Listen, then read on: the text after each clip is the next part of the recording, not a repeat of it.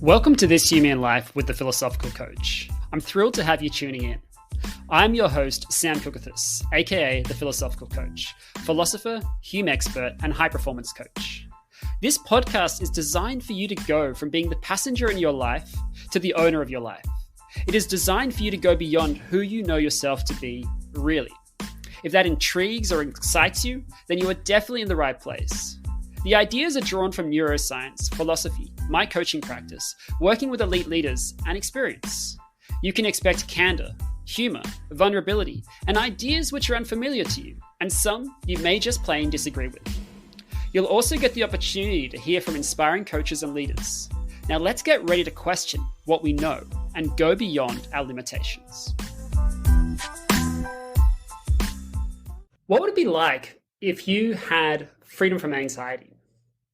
I don't mean managing anxiety or reducing anxiety, but actually creating freedom from it.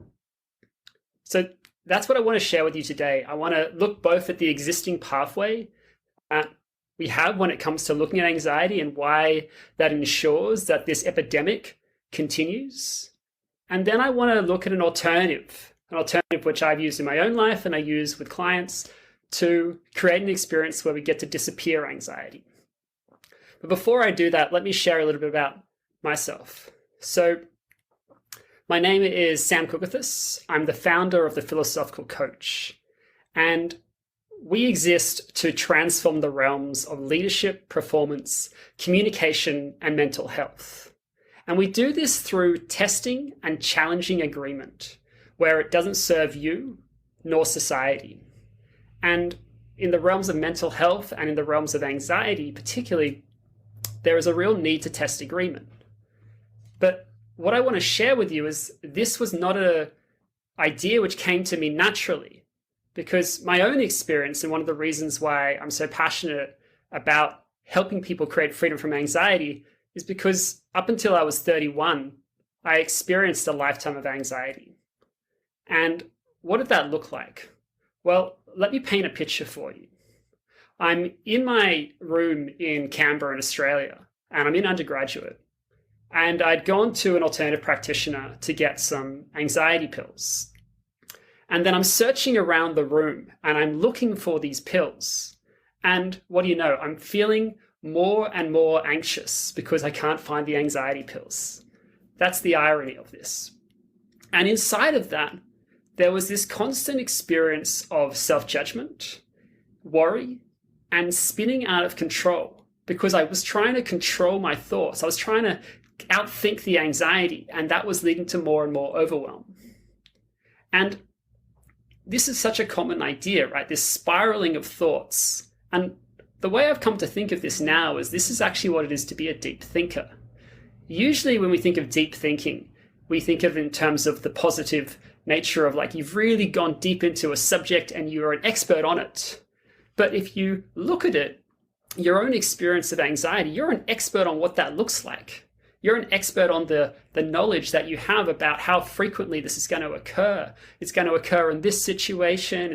If I go to this party, I'm going to have this sort of reaction. If I'm, about to go on a date for the first time, this is the experience I'm going to have in my stomach.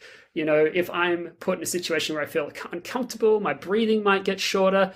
You're an expert on all of these. So you're a deep thinker when it comes to this. And what we do is we stack all of these thoughts together and we continue to experience this thing we call anxiety. And as I got older, this got much, much worse. And what that looked like then was during my PhD, I was so out of control that I just started avoiding people entirely. I didn't know where Sam was, but where he wasn't was at home. I'd lost any sense of my own identity. So what I hope I've given you a taste of is just how pervasive anxiety was for me. And the reason I think it was pervasive is because I was looking at anxiety along the existing pathway that we think about it. And this is what I call a reductionist approach to anxiety. And a reductionist approach to anxiety is about how can we reduce the experience, or how can we manage it? And it can also be in the realm of trying to fix it, because we often give people medicine or drugs to try and fix their anxiety or handle the anxiety or manage the anxiety. And when we do that, we're coming from, consciously or unconsciously, that having this experience is something wrong. Like this shouldn't be this way.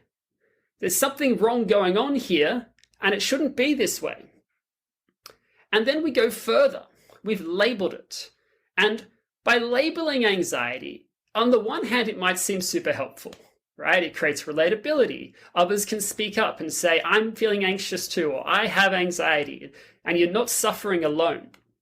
But even though at one level it seems to create relatability, it doesn't alter your own experience, because we live as human beings from being the center. Everything happens in relationship to us.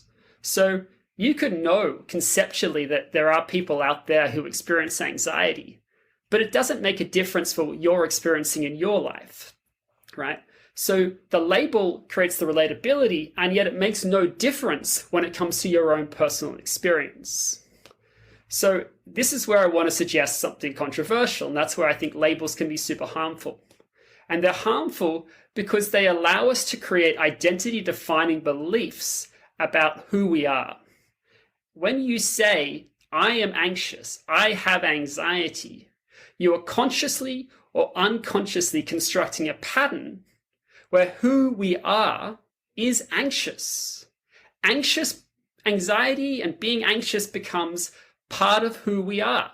And certainly for me, that was the case. Anxiety lived as part of who I was. It was just something that I was going to have to deal with through life. It wasn't like, oh, this is temporary and someday there'll be a time where I don't experience anxiety. No, it was more, this is just the way life is for you. You've just got to make the best of it, given that this is the unfortunate circumstances that you've been dealt. And back then, I was very much living into this idea of a fixed mindset. And it was only when I started working on the construction of identity and seeing how identity gets constructed that I had the eye-opening discovery that, wow, all that's happened is something's happened in the past, and I've made that mean that who I am as a human being is anxious.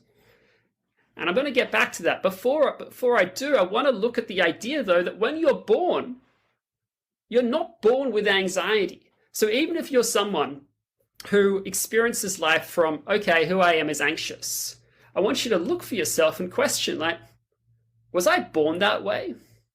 Or is it just that through time, we have language, and we then map on that language to the reality that we're experiencing? And this is where societal agreement plays a really big part in ensuring that anxiety persists. So what do I mean by that? Well, there's lots of work around the idea that agreement is what creates reality. And so then if we have an agreement about what is real, then we then live from, okay, that's what's real. So there's agreement about this thing called anxiety, and we then experience that anxiety is real. And certainly it has real effects on our life. No reason to question that. The effects are real. But the agreement about the actual construct, the idea of anxiety itself, is based on a concept that we have created. And then we're looking at our experience and saying, yep, that's what I have. And then sometimes we go further and we say, wait, you don't just have anxiety, you have a generalized anxiety disorder, or you've got obsessive compulsive disorder. And when we create it that way, we're creating a reality where there's a kind of chaos to people's lives. There's something not normal about what you're dealing with. And so then people have to deal with life from this place of there being something wrong with them, rather than questioning the label that's been placed in the first place, right? So it's this sense of there being something wrong with us, which I think is fundamentally at the core of why so many people experience anxiety. Because to take you to very briefly into the way identities get constructed, we have an experience as small children where something doesn't work the way we want. And for me, what it looked like, I was in preschool and I was, pretty loud and boisterous at home. But in this setting, on the very first day, I went in and I shouted out, "Hi, everybody, I'm Sam." And there was silence. Now, as a child, I didn't really know what that meant, but it certainly felt like there was something wrong about my behavior. And so I became someone who was shy and anxious because I felt like if I was being myself, there was something wrong with that. And this is what Werner Erhard, the founder of transformation and being at the forefront of the transformation industry for the last 50 years, would call just who you wound up being. We adapt to what events in the past have meant, and then we look to create strategies to avoid that happening again.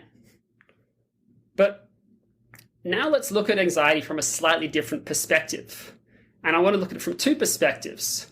One is this idea of anxiety is something which is unwanted, and yet it persists. No one's going to say anxiety is something that they want to have. Like, the experience sucks, right? There's no need to be disagreement around that. But consider that what's concealed from our view is that there's something about having anxiety which works for us perversely. And I can speak from my own experience here. What it looked like is this real case of avoiding responsibility. So as an academic, I used to be fearful of being judged. So what I would do is I'd be at a conference, and if I would see people talking, and it was just two people talking, I'd be like thinking, oh, maybe I should go over there and start a conversation, or maybe I should just stand there, next to them, and eventually they'll let me to speak.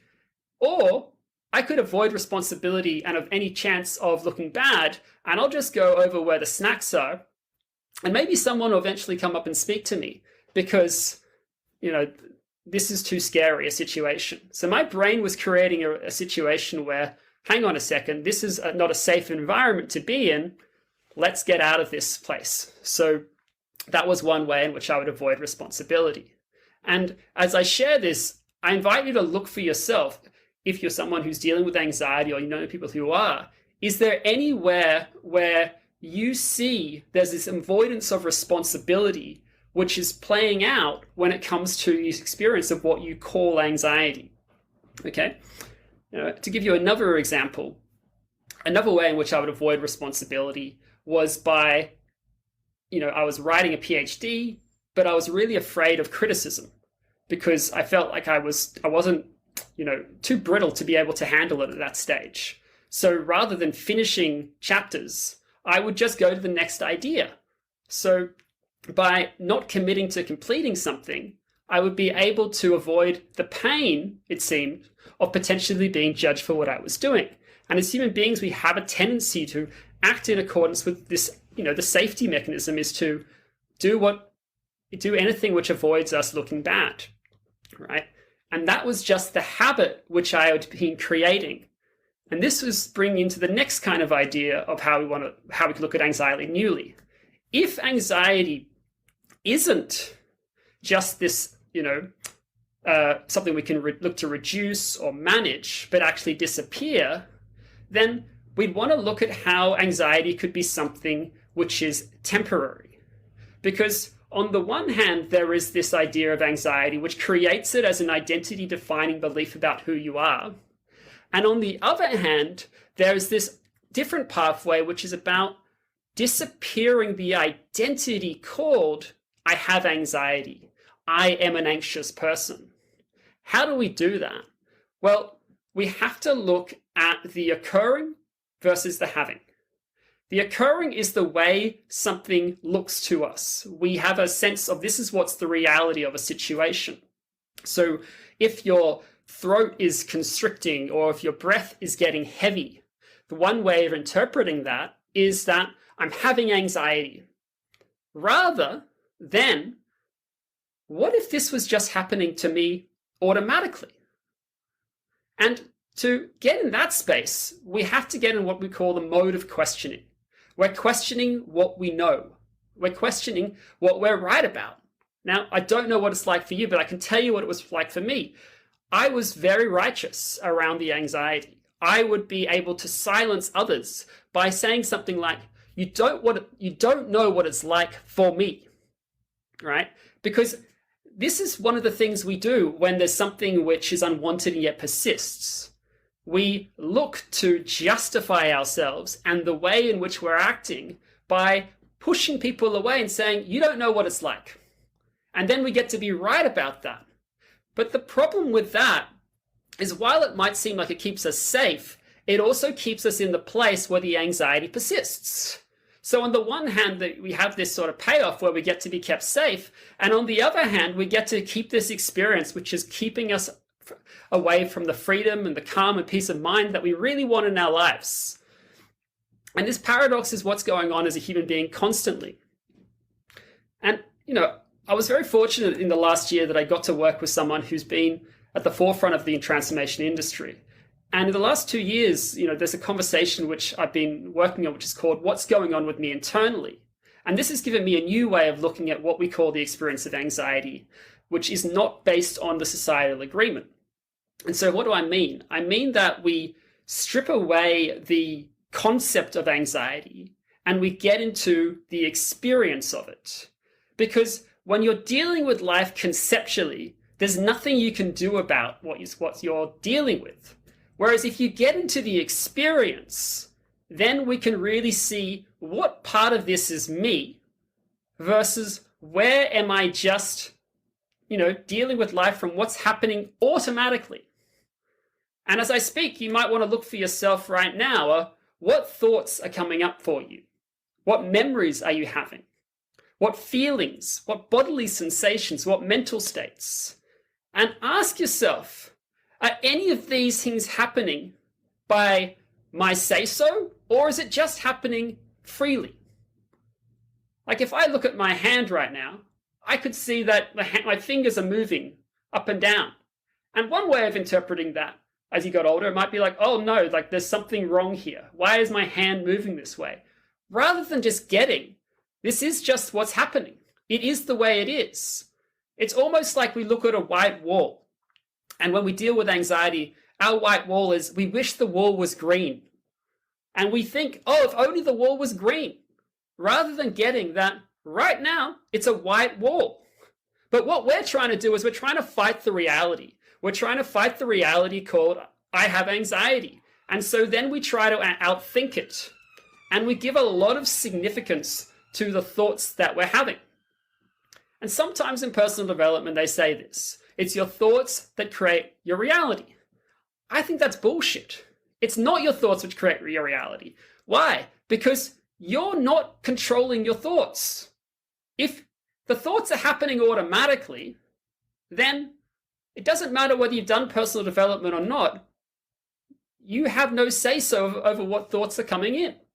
You can alter the kinds of thoughts which happen over time by altering, the activated patterns of neural pathways, and that can change the extent to which the thoughts are positive as opposed to negative. But that's not the same as saying it's your thoughts which create your reality, where you have some sort of control over it. And if that's the case, and that we're always self-judging no matter what, no matter how developed we are, then what matters is the significance that we're giving the thoughts that are coming in. Right? Because there are lots of different ways in which people look at anxiety. And there's a great book by Judson Brewer about Unwinding Anxiety, where he looks at the different habits that people have around anxiety. And he really talks about anxiety as a habit, because if we look at it as a habit, as opposed to this is who you are, then you get out of the persevering thinking called I am an anxious person, where I get to keep that stake in the ground where I will always be anxious. This is how life will always look. And then somewhere around the corner is going to be the next experience, which gives me more evidence for my belief that who I am really is an anxious person. Whereas if we are just looking at, okay, there's just a trigger which happens for me. I worked in a very almost what we call like a Navy SEAL of elite high performance culture. And this was when I didn't have anxiety. But what would happen in that environment is that my brain would automatically experience there being this kind of trembling and fear because of the nature of the coaching which I was getting. And I had to train myself to not experience that as there being something wrong. But if I was trying to resist the experience, then what happens is it persists. So by simply accepting that this was just happening automatically, I was then able to go from this sort of experience where the throat starts to constrict or the breathing gets heavier to just being with it. And when you be with an experience, you're able to disappear it. And one of my colleagues when I was in this situation was dealing with anxiety at one stage. And they said to me, Sam, you used to have anxiety. How would you deal with it? And I said, okay, what's your experience? And she looked. And because we were working based on a similar methodology, we could look from what was going on with her internally. What was her experience in her body? What were the thoughts and the feelings that she was having?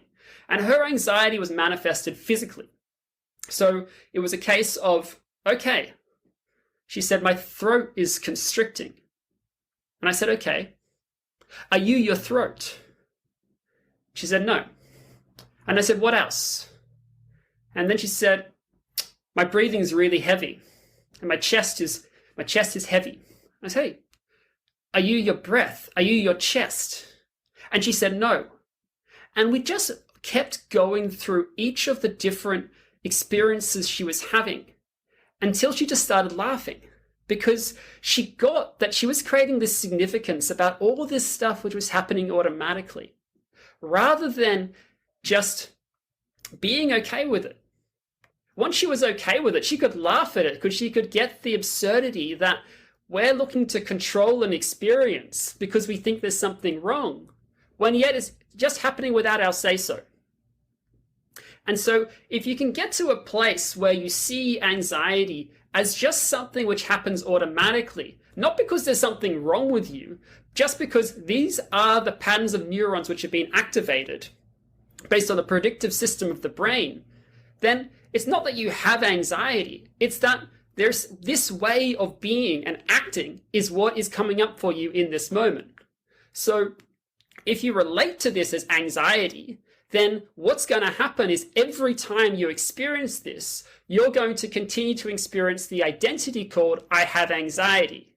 By contrast, if you question it, if you question that what you're having is anxiety, and if you stop labeling what you're having as anxiety, then you start to just be with, this is just part of the human experience. It's part of the human experience to experience fear. And anxiety, if you reduce it to its, reduce it back, is a form of fear. It's a fear that there's something which isn't going to be okay at the other end of this. It's that fear of the unknown. It's the fear of the other. And it manifests itself in so many different ways. But all of that is just based on what the brain predicts. But we know that the brain is able to alter in terms of the activated patterns of neurons. We know that there is this idea of neuroplasticity. And so neuroplasticity applies just as much to these experiences of anxiety as it does to anything else. So what can we do? Well, we can shift from anxiety, which is a place which leaves a constriction and a feeling of being closed off, by being curious about our experience.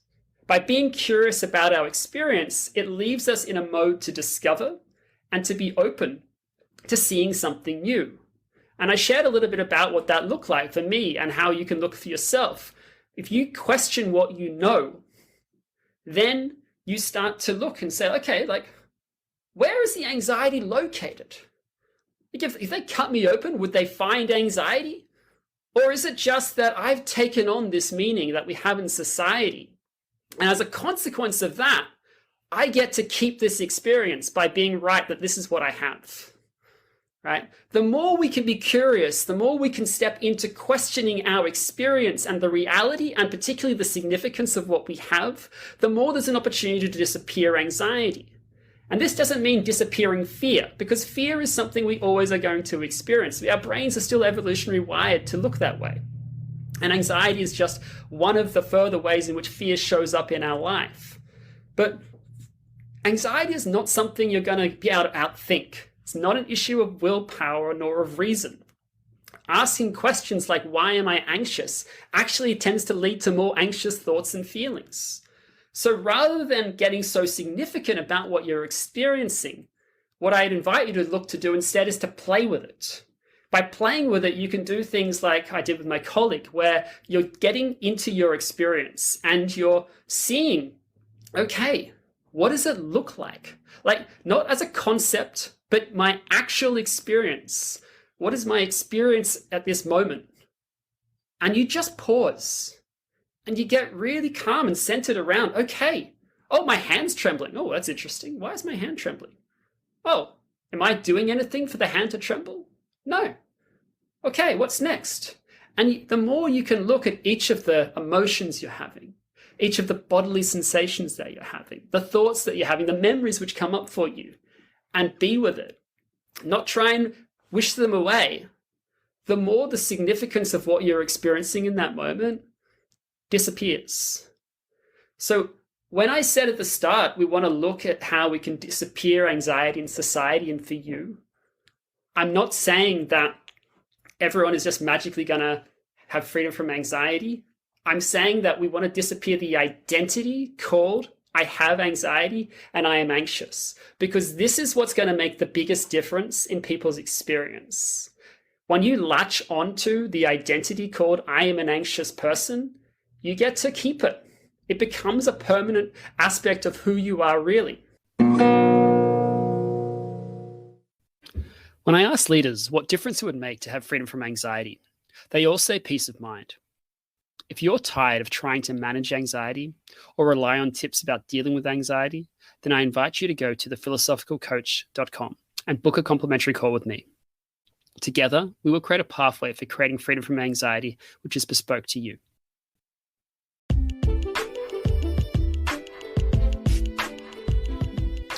Thank you for taking the time to listen. Your support really means the world to me. And without it, this podcast wouldn't exist. And if you haven't already, don't forget to subscribe to the podcast. And please share your biggest takeaways or what you want to hear discussed by going to thishumeanlife.com. And if you're ready to go beyond who you know yourself to be really, then go to thephilosophicalcoach.com. I can't wait to talk with you soon.